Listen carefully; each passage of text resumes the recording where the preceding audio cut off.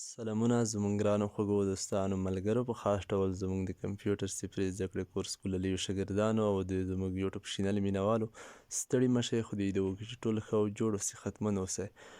ګرانو دوستانو ملګرو موږ بیا ستاسو لپاره د کمپیوټر صفري زده کړې 15 برخه سره حاضر شوي یو. نن ورځ کومه ویډیو چې دا بیا هم د کمپیوټر کورس عملي نوټ برخه ته ځانګړې شوې ده په همدې کورس کې. مثال مخکې له دې څخه کومه ویډیو چې عملي برخه کې به تاسو ته موږ سټارټ مینو په باره کې معلومات تېر کړي یو. او نن ورځ راګرځو مثال د نوټ په برخه کې تاریخچې ته د کمپیوټر چې مثال لومړی کمپیوټر کوم وخت په کوم تاریخ مثال له چا لخوا جوړ شو او په کوم هیواد کې جوړ شو. همدې څخه وروسته بیا څه وشول مثال د نن وخته پورې چې د کومه مرحله مثال د سلسله روانه ده په د منځ کې څومره مرحلې تېرې شوي دي مثال څومره کمپیوټرونه جوړ شوي دي او د چا لخوا جوړ شوي دي په کوم وخت کې جوړ شوي دي د ټولو معلومات څخه به تاسو په همدې ویډیو کې برخمن شئ. تاسو ټول ګلالي شاګردان قلم او کتابچه هم سره راواخلئ چې څه دلته تدریس کېږي هغه سره نوټ کوئ. ویډیو هم سټیپ بای سټیپ ټوله وګورئ د سکیپ هڅه مه کوئ. ښه راځو ویډیو شروع کوو. لومړی ما دلته یو پاراګراف په انګلیسي باندې هم معلومات راخواستي له همدې څخه تېرېږم دلته چې ځکه چې اکثره نوټ په الحال نن ورځ زما سره په پښتو ژبه دی پښتو ته ترجمه شوی دی.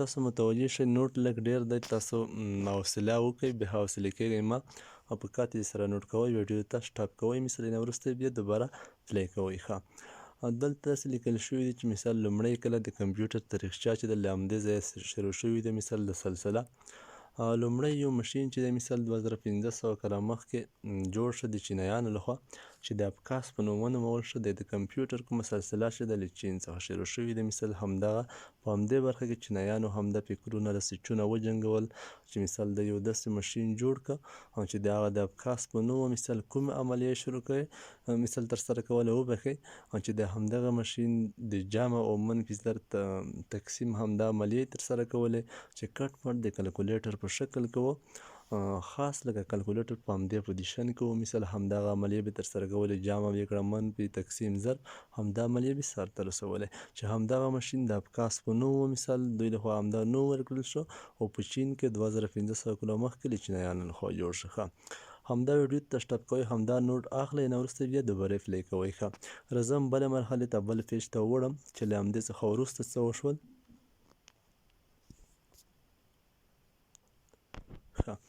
دلته همدې څخه وروسته بیا په 18مه میلادي پېړۍ کې په 1642 کال کې بل مشهور ساینسدان بلیسپیس پاسکل مثال دغه مشین جوړ کړ چې د جمع او منفي عملیې ترسره کولې. له همدې څخه وروسته مثال بیا یو بل ساینس پوه مثال چې بلیسپیسکل نومېده پاسکل نومېده همدغه یو بل مشین جوړ کړ اختراع یې کړ چې مثال هغه بیا فقط د جمع او منفي عملیې ترسره کولې او دغه مشین د جمع اډینګ مشین په نوم هم یادېده مثال څو څرخونه یې درلودل یو بل ترڅنګ و چې لومړی څرخ یې د یوې رقم او نور یې د څرخونه یې ترتیب سره مثال د لسیز او داسې نور رقمونه ښودل تاسو وینئ دلته همدغه مشین و. پاسکل دغه مشین د عملیاتو د محاسبې لپاره خپل پلار ته چې دنده یې د عملیاتو محاسبه او جمع کول و اختراع کړ. همدغه مشین بیا مثال همدغه بلیس پاسکل خپل پلار ته دغه ډالۍ کده ته اختراع کړ په همدې خاطر چې د خپله دنده همدغه محاسبې په برخه کې و په همدې خاطر همدغه مشین یې تاسو وینئ دغه څرخونه لري لکه یویز لسیز په همدې شکل کې دی تاسو دلته وینئ همدغه مشین و کټ مټ. ښه دا ته سټاپ کوئ او لیکئ دا ډېر مهم دی دا نوټ دا ډېره مهمه تاریخچه ده بشپړ کمپلیټ تاریخچه ده د کمپیوټر په برخه کې. ښه همدې څخه وروسته بیا څه وشول مثال همدې څخه وروسته بیا یو الماني ریاضیدان مثال ریاضي پوه په 1646 نه تر په 1714 محاسبې یو داسې ماشین جوړ کړ همدې کلونو ترمنځ چې سربیره مثال د جمع تفریق د ضرب او تقسیم عملیې هم اجرا کولې.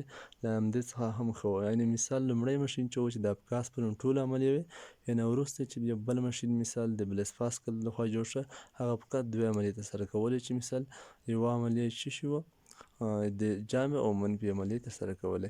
همدغه مشین بیا د تقسیم او ضرب عملیې هم ترسره کولې د الماني ریاضیدان لخوا چې جوړ شوی. ښه له همدې څخه وروسته مثال بیا څه وشول په همدې تاریخچه کې وروسته له دې څخه مثال په 19مه میلادي پېړۍ کې د 1722 عیسوي کلونو په منځ کې په برطانیا کې د کمبریج پوهنتون استاد چارلس بابیج داسې یو مشین ډیزاین کړ چې لومړنی کمپیوټر ونومول شو. وروسته له همدغه سلسلې په کوم وخت کې په 19مه میلادي پېړۍ کې 1722 څخه تر 1701 کلونو ترمنځ چارلس بابیج و چې یو داسې ماشین یې ډیزاین کړ چې لومړی کمپیوټر ونومول شو. د کمبریج پوهنتون استاد و. او دغه ماشین د ډیفرنس انجن په نوم یادېدله چې د حساب لومړنی ابتدایي عملیې تر اجرا کولې. مثال نوموړي عالم د دغه ماشین لپاره $6,000 د خپل شخصي او $11,000 د واخ برطانیې په ملي مصرف جوړ کړ، چې دغه اختراع د هغه پیړۍ تر ټولو ستره او مهمه اختراع بلل کېده. همدغه ماشین چې کوم و د ډیفرنس انجن په نوم یاد کړ، چې دا خپل د جیب شخصي لګښت مثال $6,000 د خپله کې مصرف کړ او $11,000 د همدغه هېواد څخه مصرف کړل ډالر، چې مثال تقریبا ټول چیرته $10,000 مصرف په همدې نه وشو. همدغه ماشین د جوړ کړ چې دا یوه ډېره مهمه اختراع وه، مثال یو مهم پرمختګ و د همدغه د ده لخوا مثال چې ترسره شو. او وروسته له دې مثال بیا بابیج داسې یو ماشین فکر کړی چې مثال اتومات شکل او د پروګرام په واسطه کار وکړي، او بابیج دغه ماشین د تحلیلي ماشین انالیټیکل انجن په نوم یاد کړ، چې مثال د فکر کړی دای په راتلونکي چې یو داسې ماشین جوړ کړي چې اتومات پروګرام په واسطه کار وکړي. مثال همدې څخه وروسته بیا څه وشول تاسو وګورئ. همدې څخه وروسته بابیج په خپل وخت کې د ټکنالوژۍ پیسې نه لرلې، مثال او فني محدودیتونو له امله یې ونه شو کولی چې څنګه چې غوښتل دغه ماشین عیار کړي. یعنې ده په دا وخت کې مثال ونه کړی شول چې همدا کوم ماشین چې د ده په زړه کې و، مثال د ده په فکر کې و، همدغه جوړ کړي، ځکه چې ده سره کافي پیسې نه وې، مثال د همدغه ماشین دا محدودیتونه نه وي ورسره چې مثال دا وړتیا دی ولري چې همدا ډول یو ماشین جوړ کړي او ډیزاین یې کړي. همدې څخه وروسته بیا مثال که څه هم د تحلیلي ماشین مفکوره بابیج مطرح کړې وه، مثال له همدې څخه وړاندې شوې وه له همدې څخه، او د نن ورځې له کمپیوټرونو سره ورته والی لري. لکه څه ډول چې کټ مټ نن ډول کمپیوټرونه دي، کټ مټ د ده کومه مفکوره چې وه، د کومه مثال نظریه چې وه، همدا ډول وه د کمپیوټر چې ده په فکر کې نیولی و.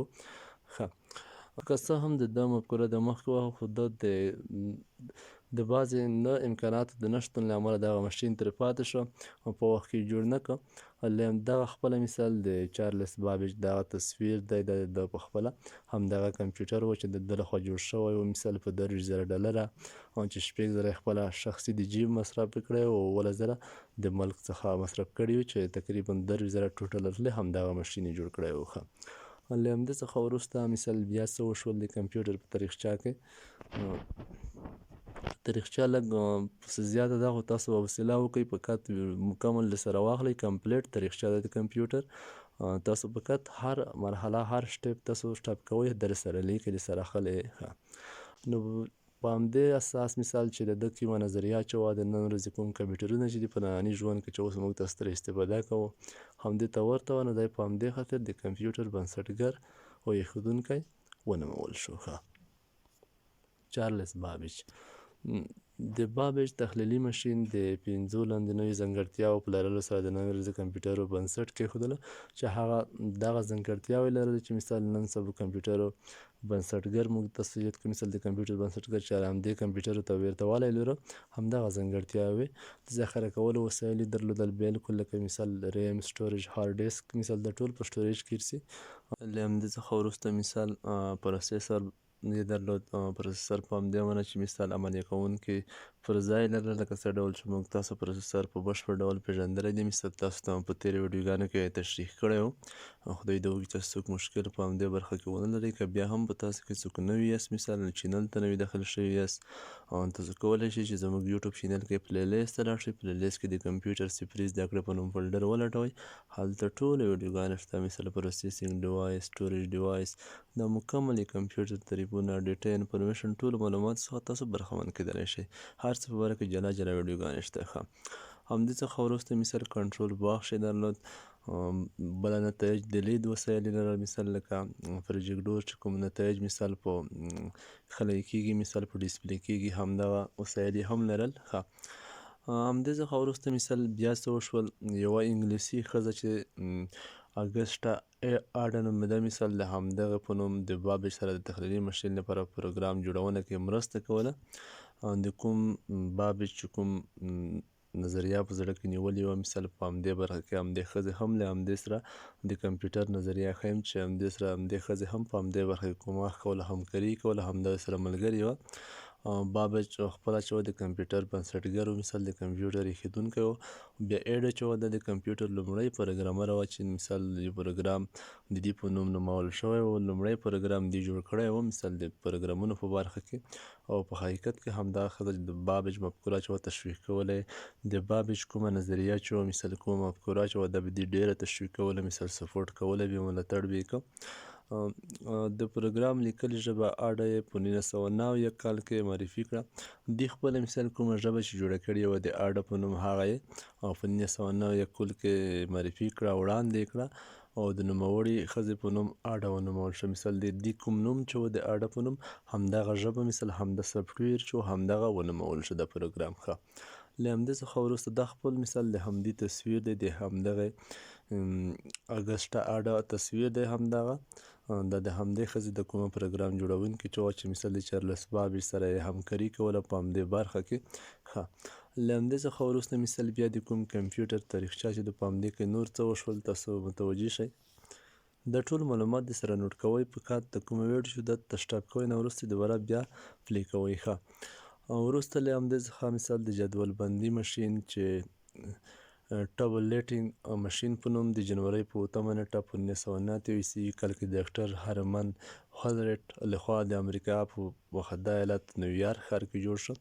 وروسته له دې مثال بیا یو بل ماشین چې د ټابلیټینګ ماشین په نوم یادېده چې دا په 1989 کال کې د جنورۍ په 8 نیټه په امریکا کې د یو هرمن هالریټ لخوا د امریکا په په امریکا هیواد کې مثال په نیویارک ښار کې جوړ شو. دا یو بل ماشین و. مثال له همدې څخه وروسته نوموړی ماشین څخه په 1990 عیسوي کال کې په امریکا کې د وګړو شمېر لپاره ترې کار اخیستل کېده. مثال له همدې ماشین څخه په 1990 کال کې چې کوم د نیویارک ښار کې جوړ شوی له همدغې هرمن هالریټ لخوا نه مثال په همدې څخه په امریکا کې په 1990 کال کې له وګړو له خلکو شمېر څخه په همدې کې استفاده کېده، مثال کار اخیستل کېده.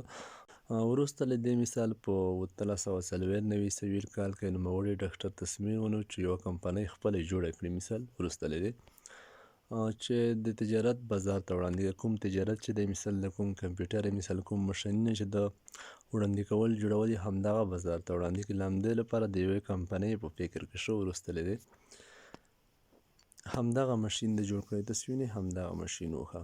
همدې څخه وروسته مثال په 1924 کال کې نوموړي شرکت د څو نورو شرکتونو سره یو ځای شو. مثال سره یو شو چې مثال یوه کمپنۍ رامنځته کړي. دې سره مثال لاس یو کړ څو نور شرکتونه هم و. یو همدا شرکت و مثال چې د آی بي ایم په نوم یې ونوموله. مثال یوه داسې کمپنۍ یې رامنځته کړه چې د آی پي ایم انټرنیشنل بزنس ماشین په نوم یې ونوموله. ښه وروسته له دې مثال بیا څه وشول د کمپیوټر په تاریخچه کې. وروسته له دې په 1986 کال کې د انګلیسي ریاضیدان الن تنوري د کمپیوټر طرحه کړ چې د تورینګ ماشین سره مشهور شو. چې دا کمپیوټر چې کوم چې له همدې څخه مثال د ریاضیدان تورینګ څخه جوړ شو، د مثال د تورینګ په نوم مشهور هم شو.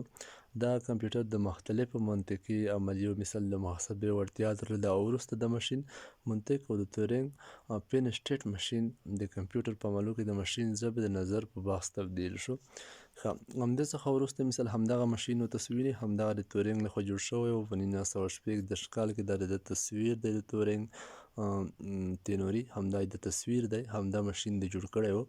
وروسته له دې مثال د سلسله همداسې را روانه وه. تصویر د تاریخچه د کمپیوټر سلسله چې همداسې روانه وه تر اوسه پورې نوره هم ګورئ چې نوره څه پېښ شوي دي.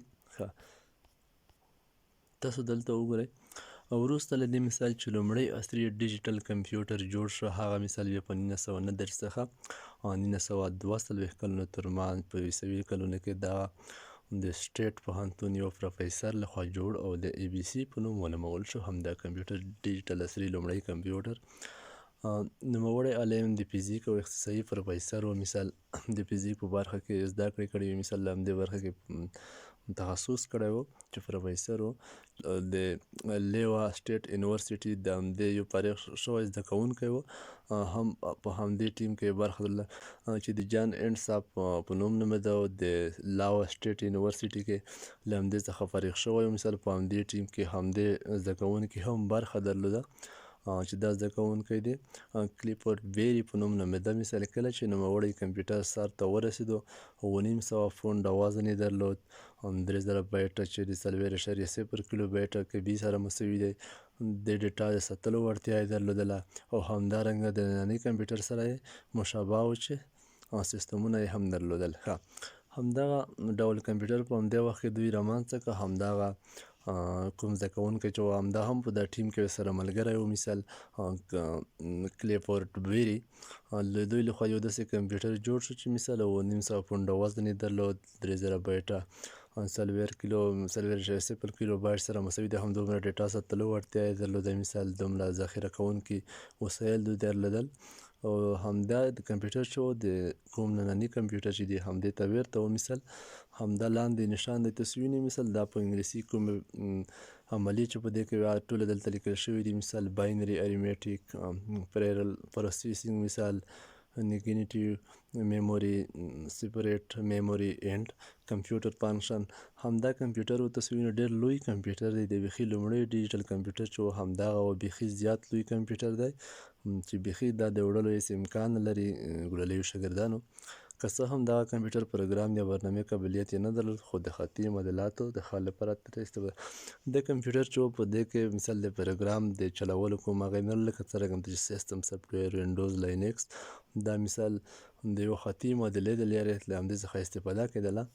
وروسته له دې په دغه تاریخچه کې بیا د دغه څخه وروسته د کمپیوټر د یووالي له امله ډېر ژر نورو کمپیوټر پر ځای شول. مثال د دې څخه وروسته مثال نوره هم ډېر کمپیوټر رامنځته شول چې د دغه کمپیوټر په یو وخت کې د باینري حساب الکترونیکي سویچونه هم استفاده کول له امله ډېر زیات تاثیر یې د نویو کمپیوټرونو په جوړونه کې درلود. مثال همدا کمپیوټر و چې د دې څخه وروسته نوره هم د تاثیرات یې وچول چې نوره کمپیوټر مثال جوړ کړي، مثال جوړ شي راوځي. همدا ډېر پرمختګ و. له همدې لخوا چې کله دا کمپیوټر وروسته له دې چې دا جوړ شو نوره کمپیوټر هم په همدې ډول ډېر زر بازار ته وړاندې شول او جوړ شول. وروسته له دې مثال د آی بي ایم شرکت کومه کمپنۍ چې وه چې مثال دوی جوړه کړې وه 4 شرکتونو په پلان سره مثال همدا جوړه شوې وه.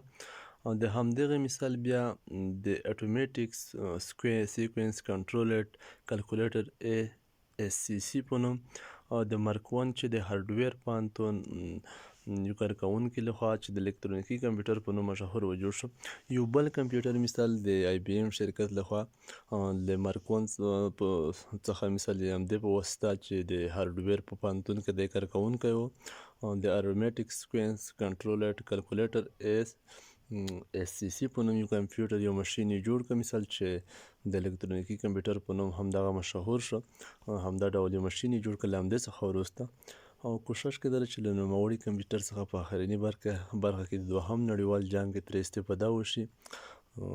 دغه کمپیوټر مفکوره په لومړي ځل د هارډویر آیکن لخوا 1930 عیسوي کال نومبر میاشت کې بي ایم کمپنۍ ته عریض شوې وه. همدغه کومه مثال مفکوره چې وه چې په همدې جنګ کې باید ترې استفاده وشي همدغه په 1930 عیسوي کال کې له هارډویر آیکن لخوا مثال همدغه آی بي ایم شرکت ته دوی وړاندې کړې وه. دغه کمپیوټر په کال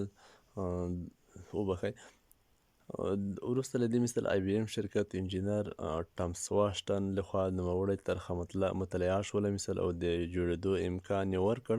بالاخره دغه کمپیوټر په 1945 کال کې د هارډویر مارک 1 په نوم ونومول شو.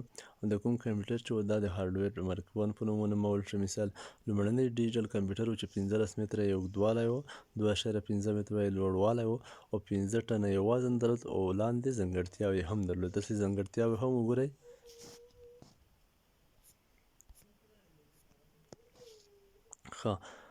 پرتبي محاسبه، ساده او ثابت ریاضي، سایناکي ظرف دغه ځانګړتیاوې هم لرلې. د تاسو ټول د مکمل د نوټ چې د سره لیکئ کلام کتابچه اتمونې سره راخولئ دا نوټ کوئ وجود ته سټاپ کوئ نه دوباره یې بیا پلی کوئ. مخکې ځو.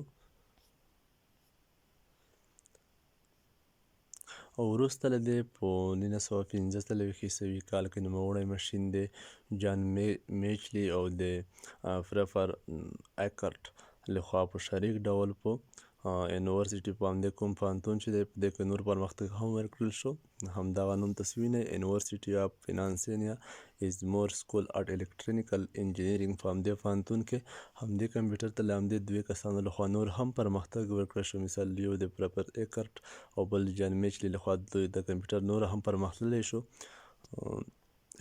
چې همدغه کمپیوټر مثال بیا په همدې انیک الکترانیک نومیریکل انټیګریټر اینډ کمپیوټر په نوم ونومول شو همدغه کوم کمپیوټر چې و همدغه کوم ماشین چې و په سلونو او زرونو ټرانسپورټرونه کمپیوټرونو ویکونټوب زره مثال ریلیس 1500 د 10 ټنه وزن لرونکی و دا ډېر غټ وزن دی بیخي د وړلو هېڅ امکان نه لري چې مثال داسې یا لکه څرنګه د دفتري کمپیوټر ډېره غټه کیسه په یو ځینې محدود ایښودل شوی وي 200 کیلو واټه برېښنا ته یې اړتیا درلوده او دا کمپیوټر د پروګرام کولو قابلیت یې درلود په دې ترتیب یې د مخکیني کمپیوټرونو سره کم فرق لرلو پروګرام کول یې په اتومات شکل نه بلکې په لاسي شکل سره و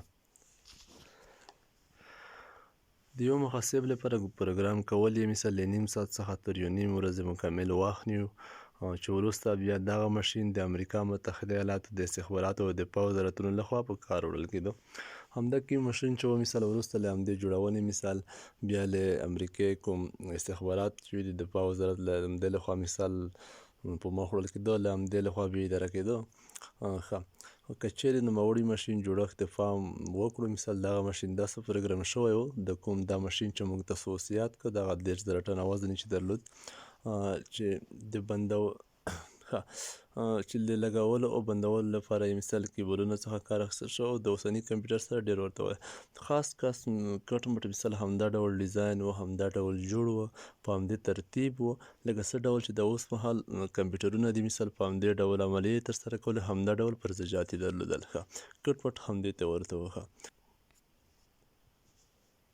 یوه بله مهمه آله وروسته له دې څخه چې د کمپیوټر تاریخ سره تړاو لري مثال کلوسس و چې د انګلستان د دولت او پروفیسر میکس ناون د یوې پټې څېړنې په نتیجه کې منځته راغی او په 1943 عیسوي کال کې د ډسمبر په میاشت کې سر ته ورسېده مثال همدغه دویم نړیوال جګړې څخه وروسته یوه ډېره مهم پرمختګ بلل کېږي مثال د یو بل ډېر مهم پرمختګ و د دویمې جګړې څخه وروسته چې مثال کوم همدغه یو ډیوایس چې و دا رامنځته شو د انګلستان دولت د یو پروفیسر میکس لخوا وروسته له دې مثال د اړتیا پر بنسټ د انجینرانو یوې ډلې پر یوې پوځي پروژې باندې کار پیل کړ د دې پروژې مقصد د یو انیک کمپیوټر مثال پرایویټ ویریبل اټومیټیک جوړول و چې مثال یو دا ډول کمپیوټر جوړول هدف یو دا هغه و چې د مخکې حالاتو کې د یو پوځي یو بل عمل کوونکی کمپیوټر جوړ شوی و همدا ډول مثال د یو داسې پلان یو فکر کې شول چې یو داسې کمپیوټر جوړ کړي مثال کوم امریکا هېواد چې دی همدغه په پوځ کې مثال ځانګړی رول ولوبوي د همدې په فکر کې شول وروسته له دې نه بیا د ریاضیاتو یو لوی پوه جان وان نومین چې نوم یې د په خپل راپور کې دا ډیواک د پلانونو او د عملونو د وضاحت وکړ او نوموړي په راپور کې په ځانګړې توګه کمپیوټر د اجزاو او هغو دندو او وظیفو څخه ښه پېژندنه او څرګندونه شوې وه خرابه شو مثال وروسته له دې څه وشول د تاریخچه کې نومین بیا مثال په خپله لیکنه کې دغه ماشینونه چې د اټومیټیک کمپیوټینګ سیستم یعنی اتومات حساب سیستم وایي مثال په همدې نوم یاد کړل کله چې مثال دغه ماشین وروسته ډېر ګټور ثابت شو مثال نو بیا د کمپیوټر سیستم په نوم ونوموه مثال همدا نوم یې ورکړ نومین بیا په خپله لیکنه کې زیاته کړه چې کمپیوټر د حسابي الجبري معادلو اجرا ته ضرورت لري مثال نو په دې لپاره یو داسې برخې یونټ ته په کمپیوټر کې اړتیا ضرورت شته چې وظایف پر مخ بوځي مثلا همدغه په نظر کې په کمپیوټر کې باید مرکزي حسابي آله سینټرل ارثمیټیک ډیوایس وي چې نن سبا ارثمیټیک لاجیک یونټ یعنې حساب منطق برخه بلل کېږي نو په همدې فکر کې باید همدا برخې چې کومې دي همدا موجودې وي په کمپیوټر کې د دې عملونو له اجرا خوندي ساتلو او ژغورلو لپاره په کمپیوټر کې یو مرکزي کنټرولونکې آله کمپیوټر کې یو مرکزي کنټرولونکې آله چې مثال سینټرل کنټرولینګ یونټ ډیوایس کنټرولونکې برخه کنټرولینګ یونټ یوې بله ته مثال اړ دي باید دواړه په یو ځای کړی شي. مثال بالاخره همداسې وشول چې د دوی یو ځای کولو څخه مرکزي پروسس عملیات کوونکې برخه سنټرل پروسیسینګ یونټ منځته راغله. سنټرل پروسیسینګ یونټ سی پی یو څخه مثال دا خپله د سی پی یو له همدې څخه راغوست. دا له همدې مخفف دی چې موږ تاسو په پروسیسینګ ډیوایس کې همدغه تشریح کړي وو. هر څه مثال تاسو ته مې سی پی یو هم ښودلې وه چې د کمپیوټر مزغه دي او په کمپیوټر کې چې څومره عملیې کېږي له همدې لخوا ترسره کېږي. مثال کوم سوال چې موږ تصور کوو هغه ځواب نتیجه ریزلټ چې راوباسي له همدې پروسیسینګ ډیوایس په واسطه رسول کېږي. خدای دې وکړي چې تاسو ټول په همدې پوهېدلي یاست، څوک مشکل ونه لري په سی پی یو سنټرل پروسیسینګ یونټ کې. ښه د یادولو وړ ده چې مثال دغه کمپیوټر په کال 1952 کې د جان میچلي او د پرپر ایرټ لخوا جوړ شو. کوم چې مثال سی پی یو سنټرل پروسیسینګ یونټ د کومې دوې برخې چې همدا یو ځای شوې او سی پی یو کې رامنځته شو. مثال همدغه ټولې سره ځای شوې، همدغه کمپیوټر چې کمپلیټ شو. همدا و چې کمپیوټر ورو ورو بشپړ شو او دغه بڼه یې شکل یې غوره کړ چې تاسو یې نن ګورئ. نو همدې ځای پورې ملګرو چې د څومره کمپیوټر تاسو وینئ دا مرحله همدغسې روانه وه. مثال دا سلسله روانه وه، ورو په ورو بشپړ کېده. کومې نیمګړتیاوې چې هغه به پوره کېدې تر نن تر همدې ځایه راورسېده، تاریخچه تر همدې ځایه وه. ښه او څو لسیزې د مخه یو څو کمپیوټرونه موجود وو چې یو لوی حجم او لوړ ارزښت یې درلود. مثال داسې کمپیوټرونه بیا څه وخت لپاره داسې موجود وو چې مثال غټ وزن بې لري، مثال بیخي زیات و، بیخي یې وړلو هېڅ امکان یې نه درلود او یوازې یو لږ تعداد خلکو څخه مثال کمپیوټر پوهه درلوده. زیاتو خلکو په همدې کمپیوټرونو په برخه کې پوهه هم نه درلوده. مثال لږ خلکو په همدې پوهېدل، په همدې برخه کې مثال پوهه وه د کمپیوټر په برخه کې. لږ وخت په تېرېدو سره مثال د کمپیوټر مختلف انواع منځته راغلل. مثال مختلف ډولونه منځته راغلل چې نن ورځ تاسو وینئ چې په دفترونو کې مثال په فابریکې کې، په ښوونځي کې مثال په روغتونونو کې، په پوهنتونونو کې، په بانکونو کې، په دوکانونو مغازو کې او د ژوند په هره ساحه کې ترې استفاده کېږي او کار ترې اخیستل کېږي. لکه لیپټاپ کمپیوټر تاسو وینئ چې مثال سکول ته، ښوونځي ته یې هم وړلی شئ، مثال پوهنتون ته یې هم وړلی شئ، دوکان کې هم ترې استفاده کوئ، په کور کې هم ترې استفاده کوئ. داسې نور هم قسمه قسمه مثال لیپټاپ، ډیسکټاپ، ټابلیټ ټول مکمل تاسو وینئ چې په هر ډول تاسو ترې استفاده کولی شئ منځته راغلل. نو خدای دې وکړي تاسو ټولو ګلاليو شاګردانو د کمپیوټر تاریخچه په بشپړ ډول تعقیب کړې وي، نوټ مو هم ترې اخیستی وي. چا په ویډیو کې د سکیپ هڅه نه وي کړې او تاریخچه مو په بشپړ ډول نوټ کړې وي، په هدف یې پوه شوي یاست او تاریخچه مو زده کړې وي. نو د اوس لپاره خدای په امان ټولو ګرانو شاګردانو، ګرانو ملګرو ته ښه وخت، په خدای مې سپارلي یاست.